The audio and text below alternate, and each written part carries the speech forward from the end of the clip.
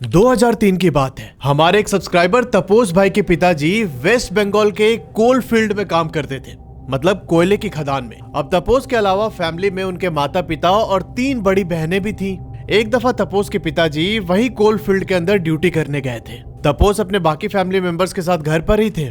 इनकी माताजी किचन में चाय बना रही थी और इनकी सबसे बड़ी बहन अपने कमरे में बैठ के टीवी देख रही है। अब इसी बीच तपोस की माताजी ने उनको किचन में बुलाया और चाय का कप पकड़ाते हुए बोला कि ये कप ले जाके अपनी बड़ी दीदी को दे आ। अब यहाँ पर तपोस अपने माँ की तरफ देखता है और चेहरे पर एक अजीब सी घबराहट लेके ना में अपना सर हिलाता है कि मैं नहीं जाऊंगा। पर फिर माँ की परेशान शक्ल और 1-2 बार जिद करने की वजह से वो चाय का कप लेके अपने बड़ी दीदी के कमरे के बाहर पहुंचते हैं। यहाँ पर तपोस का हाथ एकदम शिवर कर रहा था।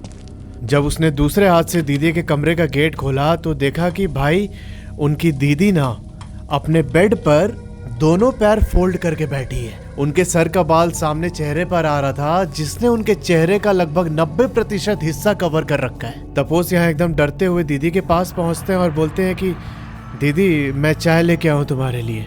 और ऐसा बोलते हुए उन्होंने चाय का कप अपनी दीदी की तरफ बढ़ाया और फिर कुछ ऐसा हुआ ना भाई, जिसे पढ़कर मेरे शरीर के अंदर एकदम ठंडी सिहरन दौड़ने लगी। अभी जो ये इंट्रो आपने सुना ना, ये पूरे 7-8 साल तक चलने वाले एक बहुत ही भयानक शैतानी किस्से का सिर्फ 5% हिस्सा है। दिल को झकझोर के उसके चिथड़े कर देने वाली इस कहानी को मेरे साथ खुद तपोस भाई ने शेयर किया है, जिनके ईमेल का स्क्रीनशॉट अभी आप वीडियो में देख सकते हैं। तो ये कहानी शुरू होती है सन 1999 से। उस टाइम पर तपोस भाई के पिताजी वेस्ट बंगाल के जमुरिया टाउन के अंदर एक कोलफील्ड है, उसी कोलफील्ड में एज अ गवर्नमेंट एम्प्लॉय काम करते थे। इन्होंने वहीं टाउन के अंदर एक क्वार्टर ले रखा था, जहां पर इनके 6 लोगों की फैमिली रहती थी। तपोस, उनकी 3 बड़ी बहन और उनके माता पिता। इस समय तपोस की उम्र 4 साल थी और जो इनकी सबसे बड़ी बहन है प्रीति, इनकी उम्र 15 साल है।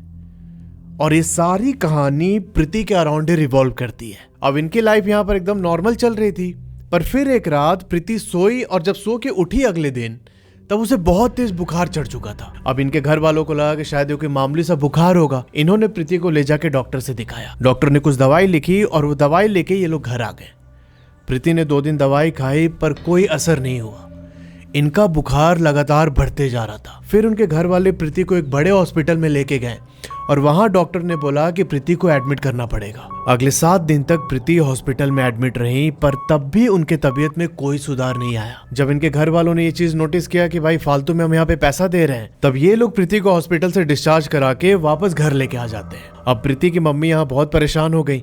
इन्होंने अपने कुछ पड़ोसियों से बात की तो उन्होंने बोला कि शायद प्रीति को किसी की नजर लग गई है, आपको किसी झाड़ फूक करने वाले बाबा को दिखाना चाहिए। अब यहाँ प्रीति की मम्मी को अपने किसी कांटेक्ट के थ्रू एक लेडी तांत्रिक के बारे में पता चलता है। उन लेडी तांत्रिक को इन्होंने अपने घर पर बुलाया और जब ये तांत्रिक इनके घर पर आई तब उन्होंने प्रीति को अपने सामने बैठा के कुछ क्रिया की।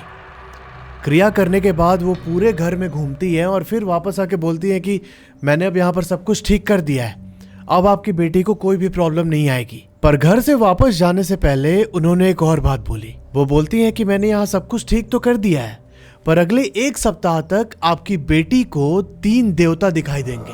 प्रीति की मम्मी पूछती हैं कि कैसे देवता? तब उस तांत्रिक ने बोला कि जो मेरे इष्ट हैं, जो मेरी सहायता करते हैं इन सब चीजों को ठीक करने में, वो 3 आपके घर पर अगले 1 सप्ताह के लिए रहेंगे। आपकी बेटी को कभी कभी दिखाई भी देंगे वो लोग, पर आप लोग बिल्कुल घबराइएगा मत। वो सिर्फ प्रीति को अपना आशीर्वाद देने आएंगे। अब हो सकता है प्रीति को कभी कभार उनके कुछ ऐसे रूप भी देखने को मिल जाए जिससे वो बहुत ज्यादा डर सकती है, पर यहाँ आपको समझना है कि वो मेरे इष्ट देवता हैं, वो आपको कोई भी नुकसान नहीं पहुंचाएंगे और 1 सप्ताह के बाद सब कुछ नॉर्मल हो जाएगा। वो लोग वापस चले जाएंगे अपने स्थान पर। प्रीति के फैमिली वाले बोलते हैं कि ठीक है भाई, अगर ये हमारे फायदे के लिए है तो हमें कोई दिक्कत नहीं है। अब यहाँ पूरी क्रिया खत्म करने के बाद वो तांत्रिक इनके घर से वापस चली गई और यहीं से खेला चालू हो जाता है। अब उस तांत्रिक को क्रिया किए हुए कोई 1 महीने बीत चुके थे। प्रीति की तबीयत भी धीरे धीरे ठीक होने लगी थी और ये सारे लोग एक नॉर्मैलिटी की तरफ बढ़ रहे थे। अब इसी बीच एक दिन प्रीति अपने कमरे के अंदर बैठ के किताब पढ़ रही थी। दोपहर के कोई 2:30 बज रहे थे। अब इसी बीच किताब पढ़ते पढ़ते प्रीति को प्यास लगती है। अब यहाँ प्रीति का जो बेड है उसके लेफ्ट साइड में टेबल था और टेबल के ऊपर एक बोतल रखी थी पानी की। ये किताब को नीचे रख के बॉटल उठाने के लिए अपना सर ऊपर करती हैं और इनकी नजर अपने कमरे के बाएं कोने पर पड़ी। कुछ सेकंड के लिए प्रीति एकदम फ्रीज हो चुकी थी यहाँ पे, और फिर अचानक एकदम जोर से चिल्लाते हुए ये अपने कमरे के बाहर निकलती है। इनकी मम्मी आंगन में बैठी थी। प्रीति सीधा भाग के अपने मम्मी के पास पहुंची। मम्मी ने बोला कि क्या हो गया, तुम इतना घबराई हुई क्यों हो? तब प्रीति एकदम हाँफते हुए बोलती है कि मम्मी, वहाँ कमरे के कोने मैंने देखा किसी को। इनकी मम्मी पूछती है कि ठीक है, पर ऐसा क्या देख लिया? तब प्रीति बोलती है कि वो 6 फीट का कोई आदमी है, ग्रीन कलर की बॉडी है उसकी, और बहुत ही डरावना सा लग रहा था। उसके दांत भी थोड़ी सी बाहर निकली हुई थी और मुझे बहुत बुरी तरीके से घूर रहा था वो। ऐसा बोलते हुए प्रीति के हाथ पैर एकदम कांप रहे थे। प्रीति की मम्मी यहाँ बोलती है कि ठीक है, इतना तुम बेचैन मत हो। वो तांत्रिक आई थी ना क्रिया करने के लिए, तो उन्होंने बोला था कि 3 देवता उनके दिखाई देंगे तुमको कभी कभी। इस पर प्रीति बोलती है कि मम्मी, उन तांत्रिक को गए तो 1 महीने हो गए, अब 1 महीने के बाद मुझे क्यों दिखाई दे रहे हैं वो लोग? मुझे बहुत डर लग रहा है, मैं कमरे में अकेले नहीं जाऊंगी। और ऐसा बोल के प्रीति अपने मम्मी को पकड़ के वहीं बैठ जाती है। इस पर उनके मम्मी ने बोला कि अच्छा ठीक है, घबराओ मत। वो जो तांत्रिक के देवता थे उन्हीं में से कोई एक देवता आए होंगे तुम्हें आशीर्वाद देने के लिए। उन्होंने तो बोला ही था कि कभी कभार उनके ऐसे रूप दिख जाएंगे जिससे प्रीति डर जाएगी, तो घबराने की कोई बात नहीं है। और इस इंसिडेंट को प्रीति की मम्मी ने बहुत लाइटली ले लिया। अब उस दिन के बाद से जो प्रीति थोड़ी बहुत रिकवर हो रही थी अपने खराब तबीयत से, ये पूरा उल्टा हो जाता है। इनकी तबीयत और ज्यादा बिगड़ने लगी। अब उस घटना के 3 दिन के बाद ऐसा होता है कि तपोस के पिताजी की छुट्टी थी। सारे परिवार के सदस्य एक साथ बैठ के लंच कर रहे थे और इसी बीच प्रीति अचानक से अपना गला पकड़ लेती है। वो गला पकड़ के बोलती है कि मम्मी, मुझे सांस लेने में बहुत प्रॉब्लम हो रही है। और ऐसा बोलते बोलते ये वहीं जमीन के ऊपर लेट जाती है।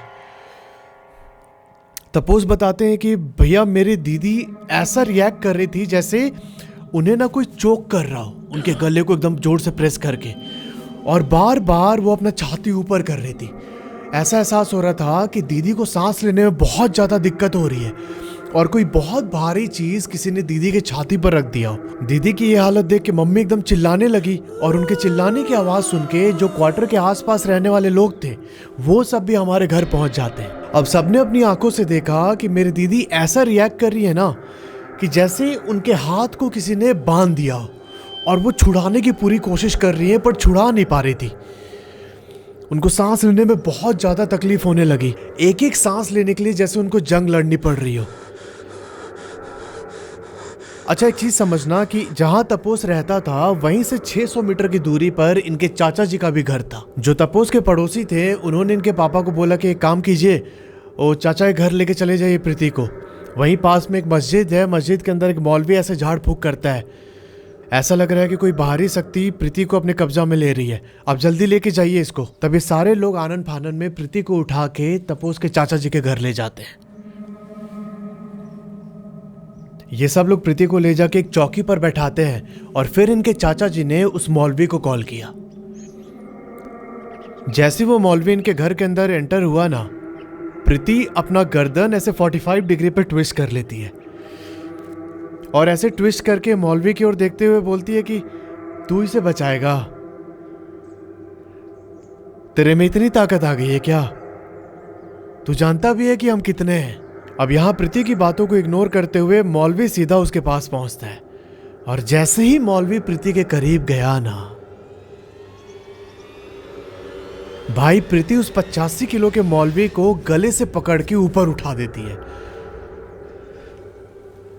भाई साहब, यहाँ आस पड़ोस के सारे लोग प्रीति को पकड़ के उस मौलवी से अलग करने की कोशिश करने लगे और अपनी बेटी की ये हालत देख के प्रीति के पिताजी वहीं पर रोने लगते हैं। उन्होंने रोते हुए बोला कि मैं कितना मजबूर बाप हूँ, मैं अपनी बेटी को इस हालत से बाहर नहीं निकाल पा रहा हूँ। और ऐसा बोलते बोलते वो अपने ऊपर केरोसिन डालने लगे कि मैं खुद को आग लगा लूंगा, अभी मैं कुछ नहीं कर पा रहा हूँ अपनी बेटी के लिए। अब इससे पहले कि तपोस के पिताजी खुद को आग के हवाले करते, वहां खड़े बाकी लोगों ने आके इनके पिताजी को पकड़ लिया। बोला कि ऐसे हार मानने से काम थोड़ी चलेगा। अब यहाँ हमारे शहर में तो ऐसा कोई तांत्रिक या पुजारी है नहीं कि जो आपकी बेटी को ठीक कर पाए। जो सबसे बड़े मौलवी साहब थे उनकी ये हालत हो गई, तो बाकी की तो कोई औकात ही नहीं है इधर। आप एक काम कीजिए, आप ना अपनी फैमिली को लेके किसी ऐसी जगह पर चले जाइए जहां ऐसे बड़े स्तर पर झाड़ फूक का काम होता हो। कोई बहुत पावरफुल पंडित या मौलवी ही आपकी बेटी को इससे बाहर निकाल सकता है। अब यहाँ लोगों की बातें सुन के तपोस के पिताजी थोड़ा सा नॉर्मल होते हैं और इन्होंने डिसाइड किया कि ये अपने फैमिली को यहाँ से किसी दूसरे जगह पर शिफ्ट कर देंगे। अब इस घटना के अगले महीने ही तपोस के पिताजी अपनी फैमिली को जमूरिया से 35 किलोमीटर दूर एक टाउन पड़ता है चीनाकुरी। चीनाकुरी में तपोस की नानी जी का घर था, तो इन्होंने डिसाइड किया कि ये सब लोग नानी जी के घर पर ही रहेंगे। अब इनके पिताजी वहीं जमूरिया में जो इनका क्वार्टर था वहां रहकर नौकरी करते थे और हर संडे को जब इनकी छुट्टी होती थी तो ये अपने फैमिली से मिलने चीनाकुरी आ जाया करते। अब यहाँ तपोस बताते हैं कि मेरी दीदी के कंडीशन में कोई सुधार नहीं हो रहा था।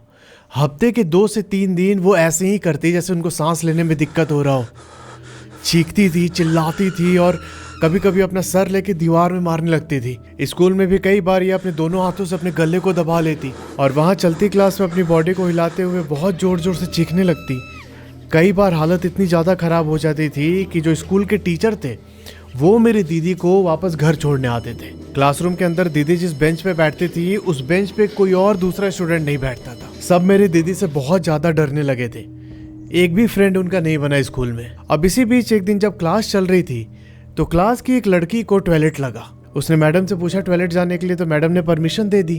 पर जैसे ही वो लड़की अपने फ्लोर के टॉयलेट के अंदर घुसती है तो वहां से जोर से चिल्लाते हुए वो वापस आ गई।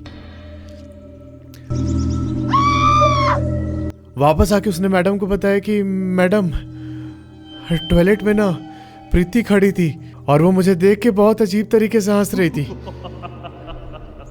अब मैडम क्लासरूम के कुछ लड़कों को लेके उस टॉयलेट की तरफ जाती हैं और उन्होंने पूरा टॉयलेट छान मारा पर प्रीति का कोई नामो निशान नहीं था। मतलब एक तरह से प्रीति का खौफ उनके क्लास में पढ़ने वाले बच्चों के सबकॉन्शियस माइंड में भी बैठ चुका था। या फिर ऐसा भी हो सकता है कि उस लड़की ने सच में प्रीति को देख लिया हो टॉयलेट के अंदर। अब यहाँ प्रीति के पेरेंट्स भी बहुत डेस्परेट हो रहे थे कि कैसे भी कोई मौलविया बाबा मिल जाए जो प्रीति को ठीक कर सके, और इसी स्ट्रगल में 1 साल निकल जाता है। तपोस बताते हैं कि 1 साल के बाद हमने वहीं नानी के घर के पास जो एक जमीन थी उसी जमीन पर अपने लिए घर बनवा लिया और मेरी पूरी फैमिली वहीं नानी के बाजू में ही नए घर में शिफ्ट हो जाती है। अब जब भी किसी रिलेटिव या फ्रेंड से इनको किसी मौलवी या पंडित के बारे में पता चलता तो ये लोग प्रीति को ले जाके उनको दिखाते थे। 3-4 दिन तक प्रीति ठीक रहती थी, पर फिर उसके बाद वही चीजें रिपीट होने लगती। ये चीखती, चिल्लाती और कभी कभार हंसते हुए बोलती थी कि तुम लोग कभी मुझे बाहर नहीं निकाल पाओगे, चाहे जो मर्जी कर लो। अब यही सब झेलते हुए इनको 2 साल बीत जाते हैं। फिर आता है 2003 का टाइम, जो मैंने आपको इंट्रो में बताया था। तपोस की माताजी किचन के अंदर चाय बना रही थी। इन्होंने अपने बेटे को बुलाया और बोला कि बेटा ये चाय का कप ले जाके अपनी बड़ी दीदी को दे आ। अब मैंने बताया था ना कि तपोस के चेहरे पर एकदम घबराहट आ गई थी, तो आपको अभी क्लियर हो गया होगा कि ये घबराहट किस वजह से थी। अब यहाँ मम्मी के रिक्वेस्ट करने पर तपोस वो चाय का कप लेके अपने बड़ी दीदी के कमरे के बाहर जाता है। कांपती हाथों से इसने कमरे को खोला और जब अंदर गया तो देखा कि भाई दीदी तो अपने बेड के ऊपर दोनों पैर फोल्ड करके बैठी है। उनके बाल पूरे चेहरे पर आ रहे थे। इसने हाथ बढ़ाया कि दीदी ये चाय लेके आया हूं मैं तुम्हारे लिए। अब यहाँ पर प्रीति ने चाय ना लेकर तपोस का हाथ पकड़ लिया और दूसरे हाथ से अपने बाल पीछे करके तपोस की तरफ देखते हुए बहुत क्रिपी सी स्माइल देने लगती है। अब इससे पहले कि तपोस कुछ भी रिएक्ट करता, प्रीति उसे उठा के दीवार की तरफ फेंक देती है। तपोस का सर सीधा दीवार से टकराया और ये चिल्लाते हुए वहीं गिर जाता है। अब उसके चिल्लाने की आवाज सुन के प्रीति की माँ इसके कमरे की ओर भागी। तब इन्होंने देखा कि प्रीति तपोस का पैर पकड़ के इसे पूरे कमरे में घसीट रही है। घसीटते हुए उसने तपोस को कमरे से बाहर फेंका और फिर दरवाजा जोर से बंद कर लिया। और दरवाजा बंद करने के साथ ही प्रीति कमरे के अंदर जो भी कांच के सामान रखी थी ना, उन सबको बिखेरने लगी। और फिर यहाँ प्रीति की मम्मी ने प्रीति के हंसने की आवाज सुनी। वो कमरे के चारों ओर घूम घूम के डांस कर रही थी और बहुत ही डरावनी आवाज में हंस रही थी।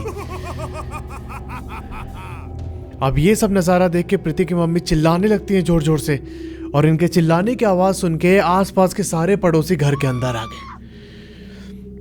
इन्होंने तपोस को एक दूसरे कमरे में ले जाके उसे पानी पिलाया और फिर जब तपोस थोड़ा सा होश में आया तो इसने सारी बात बताई कि मैं चाय लेके गया था और दीदी ने मेरे साथ ऐसे ऐसे किया। अब जो इनके पड़ोसी थे ये सब लोग प्रीति के कमरे का दरवाजा खोलने में लग गए। इनको कमरे के अंदर से लगातार प्रीति के हंसने और उसके डांस करने की आवाज सुनाई दे रही थी। अब इसी बीच इनके पड़ोस के एक भैया थे गौतम, उन्होंने एक सरिया लेके प्रीति के कमरे के दरवाजे में फंसाया साइड से और सरिया को बेंड करके जैसे तैसे उसका दरवाजा खोला। और जैसे ही लोग दरवाजा खोल के प्रीति के कमरे के अंदर गए ये पाते हैं कि भाई वो कमरे के कोने में बेहोश पड़ी है,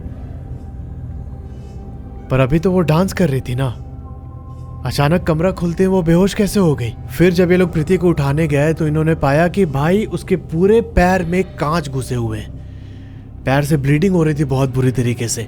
ये सब लोग प्रीति को लेकर डॉक्टर के पास पहुंचते हैं और तपोस बताते हैं कि उस घटना के अगले 3 महीने तक इनके घर में कुछ भी नहीं हुआ, प्रीति एकदम नॉर्मल बिहेव कर रही थी। अब इस बीच तपोस के पापा भी ट्रांसफर लेके इनके पास शिफ्ट हो जाते हैं। ये सारे परिवार के लोग अब फिर से इकट्ठा रहने लगे। इन सबको लगने लगा कि मेरी बेटी अब पूरी तरीके से ठीक हो चुकी है, ये अब कुछ भी पहले ऐसा वियर्ड बिहेव नहीं करती। पर भाई साहब यहाँ तीसरा महीना खत्म होते होते प्रीति का पुराना रंग फिर से सामने आने लगा। अब यहाँ फिर से पंडित, तांत्रिक और मौलवियों से दिखाने का सिलसिला शुरू होता है। तपोस बताते हैं कि मेरे पापा ने 60 से 70 मौलवियों और पंडितों से मेरी दीदी को दिखाया, पर हर बार एक ही चीज होता कि 4-5 दिनों तक ये ठीक रहती और फिर वही सारी चीजें शुरू हो जाती। अब एक दिन ऐसा हुआ कि इनके नानी के घर पर एक गाय थी।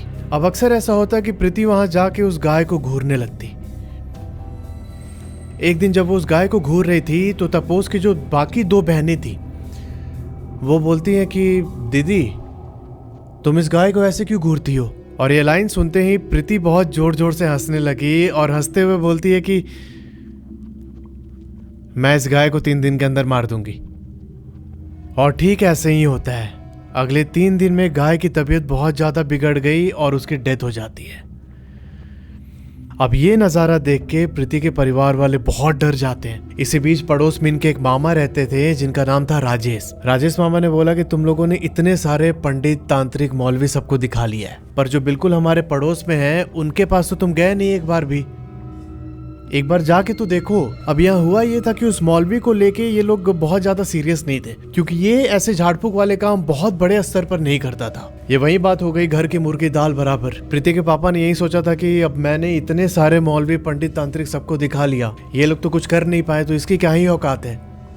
और इसी चक्कर में ये लोग इस मौलवी को इग्नोर कर रहे थे। पर राजेश मामा के थोड़ा प्रेशर डालने के बाद इन लोगों ने सोचा कि ठीक है चलो इनके पास भी एक बार दिखा लेते हैं। अब यहाँ जो ये मौलवी था इसका नाम है रफीक। अब इसके परिवार वाले जब प्रीति को लेके रफीक के पास पहुंचे तो रफीक ने एक नज़र प्रीति पर डाली और फिर इसकी माँ की तरफ देखते हुए बोला कि अगर तेरे में सब्र है तो अपनी बेटी को यहाँ छोड़ जा। 1 साल का टाइम लगेगा पर मैं इसे ठीक कर दूंगा। अगर तेरे में सब्र है तो तू यहाँ छोड़, अगर सब्र नहीं है तो चुपचाप यहाँ से वापस चली जा। कोई भी तांत्रिक, पंडित, मौलवी कोई नहीं बचा सकता तेरी बेटी को, क्योंकि उसके ऊपर एक नहीं बल्कि कई सारे सायों ने कब्जा कर रखा है। इतना आसान नहीं है इसे पीछा छुड़ाना। अब यहाँ पे प्रीति की मम्मी ने बोला कि मैं अपनी बेटी को आपके पास कैसे छोड़ दूं, मतलब कोई और उपाय बताइए। तब रफीक ने बोला कि ठीक है, अगर तू छोड़ना नहीं चाहती तो तू इसे रोज मेरे पास लेके आएगी। इसके लिए प्रीति की मम्मी मान जाती है कि ठीक है मैं इसे रोज लेके आऊंगी, आप बस इसको ठीक कर दीजिए। अब इस पर रफीक ने एक और बात बोली। वो इनके परिवार को साफ साफ चेतावनी देते हैं कि ये जो भी आत्मा है, जो भी साया है, ये तुम्हारे दिमाग से खेलेगी। ये तुम लोग को ऐसा मानने को मजबूर कर देगी कि कोई भी दवाई, कोई भी तंत्र मंत्र विद्या प्रीति के ऊपर काम नहीं कर रही है। यहाँ पर इसे लेके आना बेकार है, तुम लोग फालतू में अपना टाइम पास कर रहे हो। ये तुम्हारे दिमाग से खेल के तुमको ऐसा महसूस करवाएगी और तुम्हारा ये भी मन करेगा कि तुम लोग यहाँ लेके आ रहे हो प्रीति को, कुछ भी फायदा नहीं हो रहा है, तो शायद तुम्हारा भरोसा कमजोर पड़ जाए और तुम लोग प्रीति को मेरे पास लाना बंद कर दो। ये साया बहुत शातिर है और बहुत ताकतवर भी, ये तुम्हारे पूरे दिमाग को हिला के रख देगी।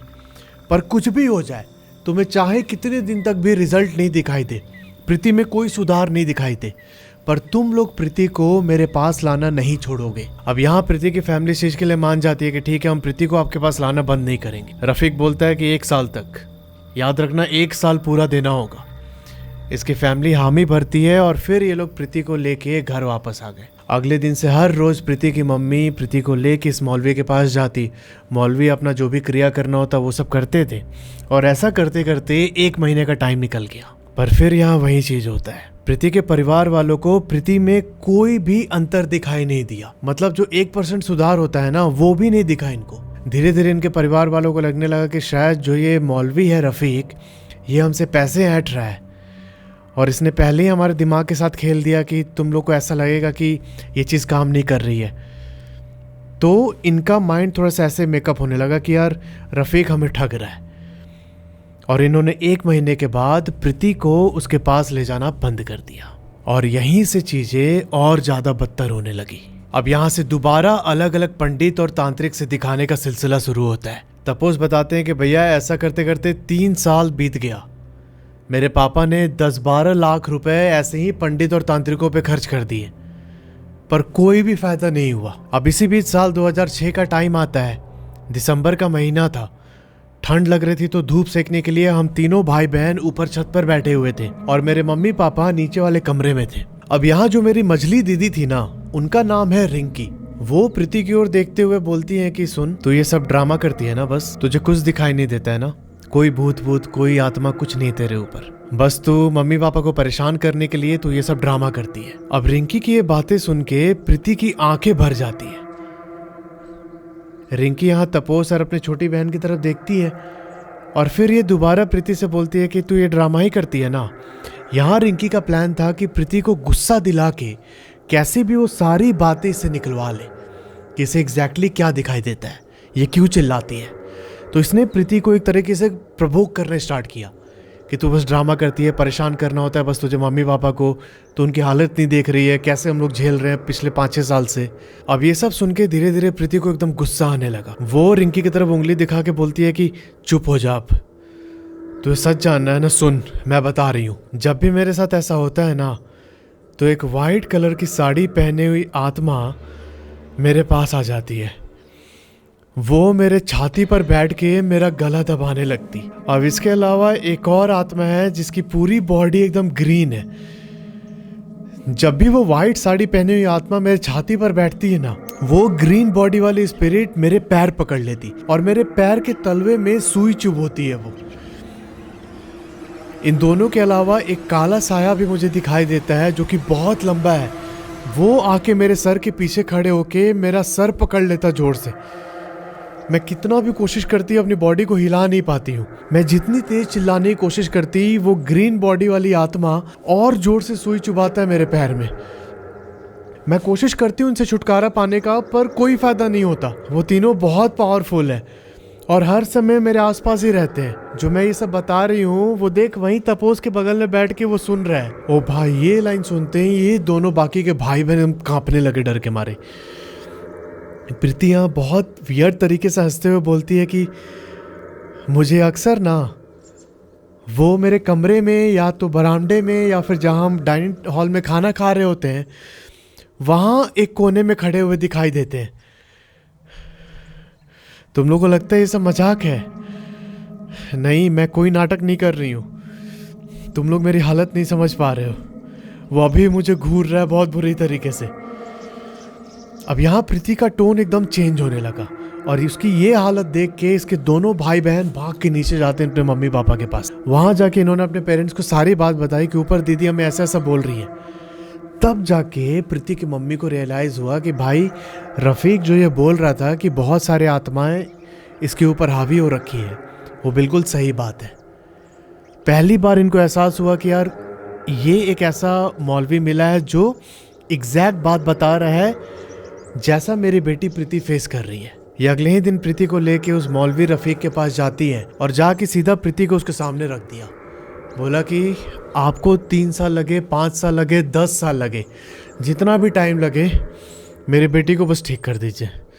मैं और अब किसी से नहीं दिखाऊंगी। मैं हर जगह से हार के आपके पास आई हूँ। तब रफ़ीक ने बोला कि ठीक है, मैं तेरी बेटी को ठीक करूंगा, पर तुझे सब्र रखना पड़ेगा। और फिर उन्होंने बोला कि मैं ये भी जानता हूँ कि ये सब तेरी बेटी के साथ कब से रह रहे हैं, कैसे इन चीज़ों की शुरुआत हुई। वो बताते हैं कि वो जो औरत आई थी ना तेरे घर पे बेटी को ठीक करने, उसने ही बोला था ना कि 3 मेरे देवता हैं जो आपकी बेटी को कभी कभार दिखाई देंगे। असल में वो कोई देवता नहीं बल्कि शैतान थे। इन शैतान को उस औरत ने अपने वश में कर रखा था और उससे अपने वो काम कराती थी। प्रीति को ठीक करने के लिए उसने छोड़ तो दिया, पर ये जो शैतान थे अब ये वापस आने के लिए तैयार नहीं थे वहां से। अब उस दिन से अगले 1.5 साल तक प्रीति की मम्मी रोज उसे लेके रफीक के पास गई। वो रोज प्रीति को सामने बैठा के कुछ क्रिया करके उसके शरीर को बांधते थे। यहाँ बांधना मतलब वो रस्सी से बांधना नहीं, बल्कि जो मंत्र और क्रिया द्वारा बांधा जाता है इन शक्तियों को, वो काम करता था रफीक। बाद में इन्होंने इनके घर को भी आके बांधा और धीरे धीरे प्रीति ठीक होने लगी। 1.5 साल के बाद प्रीति पूरी तरीके से ठीक हो जाती है और इन्होंने इनके घर को भी बांधते हुए बोला कि अब कोई भी आत्मा या फिर कोई भी शैतान तुम्हारे घर के अंदर प्रवेश नहीं कर पाएगा। और फाइनली 2008 अगस्त में जब आखिरी बार प्रीति की मम्मी से लेकर रफीक के पास गई, तब रफीक ने बोला कि अब तेरी बेटी पूरी तरीके से ठीक हो चुकी है और इसे यहाँ लेकर आने की अब कोई ज़रूरत नहीं है। तपोश बताते हैं कि मेरी दीदी की शादी हो चुकी है और आज के डेट पर उनकी एक 15 साल की बेटी भी है। तो यार ये थी पूरी कहानी। अगर आपके जानने में ऐसा कोई इंसिडेंट हुआ है तो नीचे जो ईमेल आईडी आ रहा है उस पर अपनी कहानी मुझे भेज सकते हैं। मिलते हैं आपसे अगली वीडियो में, तब तक के लिए अपना ध्यान रखो और हर हर महादेव।